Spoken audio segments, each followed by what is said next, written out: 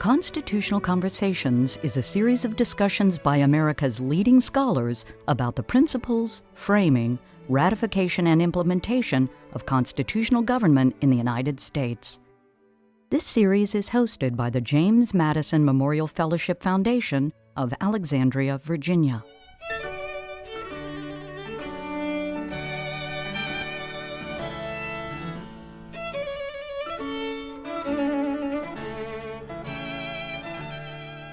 Washington has a very good group of, not ghostwriters exactly, but aides in writing that address, who are in fact Hamilton, Madison, and Jay, the pseudonymous writers of the Federalist Papers. So in effect, that farewell address is sort of Federalist number 86.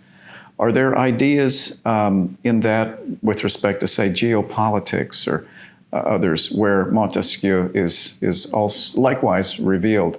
We know now that Washington was probably a more foresighted thinker than we've been apt to give him credit for in the past, a more thoughtful person, a keener practical intellect maybe than we've been wont to think of him. In what ways might Montesquieu have shown up in the geopolitics that's sort of a subtext of that farewell address? Yes, I mentioned earlier today, as I hear, that we don't study and appreciate Montesquieu in our university and elite cultures as much as we should. And this is a further area where we really could benefit from studying him. He was recognized at the time as so comprehensive in this one package of the Spirit of Laws to include and to address the ideas of the right of nations, as he called it, international law, we would call it, as integral with ideas of the domestic politics and the constitutional structure of free and decent and moderate political order. And we know that figures like Jay and Hamilton in particular were shaped by this dimension of Montesquieu's philosophy. The way the American Constitution thinks about what we call the war powers, right? To carefully distribute them, but also make sure that they're there, is a sign of Montesquieu's balanced, moderate philosophy. He writes about this in The Spirit of Laws, that free, moderate political orders need to be capable in a dangerous world of protecting their moderate and free forms of government. As I mentioned earlier, this is why he recommends a federation of republics, a federal republic, as really a new idea. Certainly a new idea for a political philosopher, an Enlightenment political philosopher, to endorse it. The idea of a single executive, whether a monarch or republic, being safe for the politics of freedom in a republic, rather than a danger. Because as long as carefully balanced by and against a separate legislature and a judiciary, this is the kind of capability you need in a dangerous world, to have a decisive single figure who can be foresighted about the complexities of international affairs and can be commanding the military forces that are provided. And it's, again, this balance between what we might call the ugly realities. If you think of a philosopher like Machiavelli, the ugly realities of power politics and war and international affairs, those can't be just ignored because they're ugly. That's balanced in Montesquieu's philosophy with the higher ideals that it is better to think about peaceful relations among states and peoples. It is better to think about commerce, the mutual beneficial,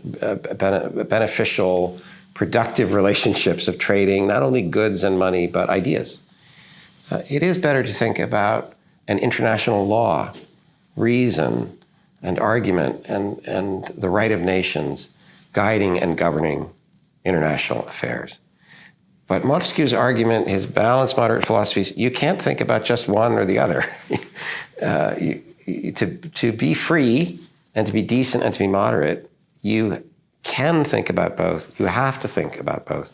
You can put them together and strike the right balances. So I think it is not accidental that while we know Montesquieu was so directly influential on the domestic structures of our politics, separation of powers in our state constitutions and the federal constitution, the idea of the federal republic and federalism. It's not accidental that he has this right of nations philosophy about how to be militarily capable and powerful and free and moderate, both at the same time.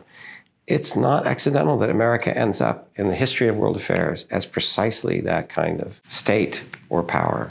And Washington writes in this way about the farewell counsel that he wants to give. After talking about many other political principles, many of which he draws from Montesquieu, his final set of advice is this balanced counsel about what America should be and can be.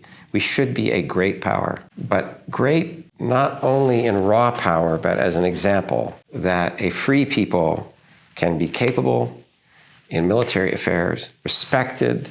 You deter war and avoid war by being powerful and capable. And yet an example also of being guided by right and justice, international law, recognized as not a low-minded, low self-interested actor in international affairs, but while taking care of interests,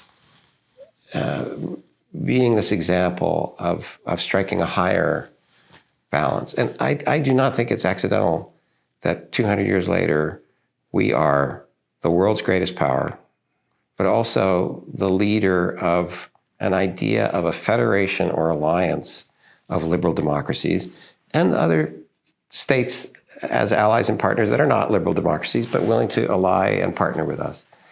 I don't think it's accidental. I see Montesquieu's hand and his influence there playing out. And so we at least ought to study Montesquieu more and test that out as a proposition.